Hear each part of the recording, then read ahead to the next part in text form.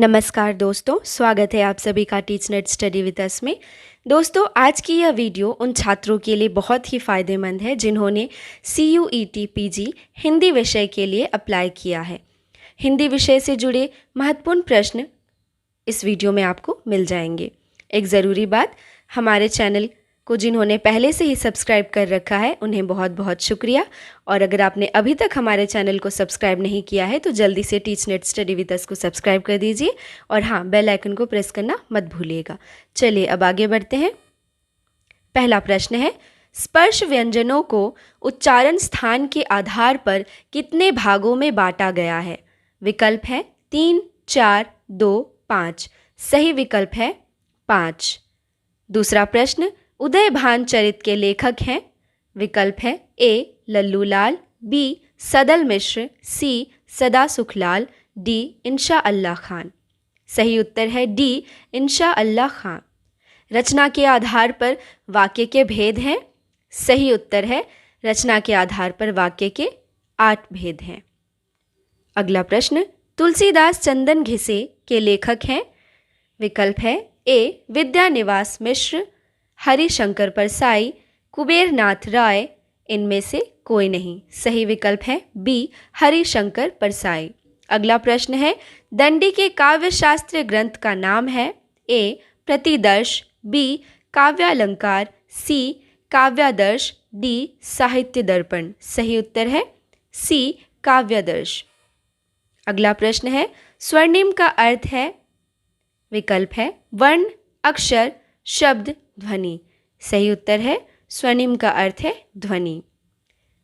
सन 1954 में प्रकाशित नई कविता पत्रिका के संपादक थे? विकल्प है ए अज्ञेय, बी धर्मवीर भारती, सी नरेश मेहता, डी जगदीश गुप्त। सही उत्तर है डी जगदीश गुप्त। अगला प्रश्न है, विस्मय या आश्चर्य किस रस का स्थायी भाव है? विकल्प है ए वीर रस, बी हास्य रस, सी अद्भुत रस, डी रौद्र रस। सही विकल्प है सी अद्भुत रस। अगला प्रश्न है, अपरूप का कवि किसे कहा गया है?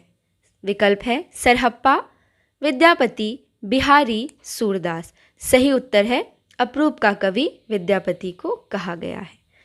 अगला प्रश्न, भाषा वह साधन है जिसके द्वारा मनुष्य अपने विचार दूसरों पर भली भांति प्रकट कर सकता है और दूसरों के विचारों को स्पष्टतः समझ सकता है। यह परिभाषा किसकी है? विकल्प है ए कामता प्रसाद गुरु, बी किशोर दास वाजपेयी, सी श्याम सुंदर दास, डी महावीर प्रसाद द्विवेदी। सही उत्तर है ए कामता प्रसाद गुरु। अगला प्रश्न है, भक्ति काल के किस कवि को जड़िया कहा गया है? विकल्प है चतुर्भुज दास, नंददास, सूरदास, परमानंद दास। सही उत्तर है बी नंददास। अगला प्रश्न है, प्रकाशन वर्ष के अनुसार निम्नलिखित महाकाव्यों का सही अनुक्रम बताइए। विकल्प है ए साकेत, उर्वशी, प्रियप्रवास, कामायनी, बी प्रियप्रवास, साकेत, कामायनी, उर्वशी, सी कामायनी, प्रियप्रवास, उर्वशी, साकेत, डी उर्वशी, प्रियप्रवास, कामायनी, साकेत। सही विकल्प है बी प्रियप्रवास, साकेत, कामायनी, उर्वशी। अगला प्रश्न है, रामचंद्र शुक्ल ने किस कवि को कठिन काव्य का प्रेत कहा है? विकल्प है ए भूषण, बी केशवदास, सी देव, डी मतीराम। सही उत्तर है बी केशवदास। अगला प्रश्न, हिंदी के मध्यकाल का भक्ति आंदोलन भारतीय चिंतन धारा का स्वाभाविक विकास है। यह मान्यता किसकी है? विकल्प है ए रामचंद्र शुक्ल, बी हजारी प्रसाद द्विवेदी, सी रामकुमार वर्मा, या डी राहुल सांकृत्यायन। सही विकल्प है बी हजारी प्रसाद द्विवेदी।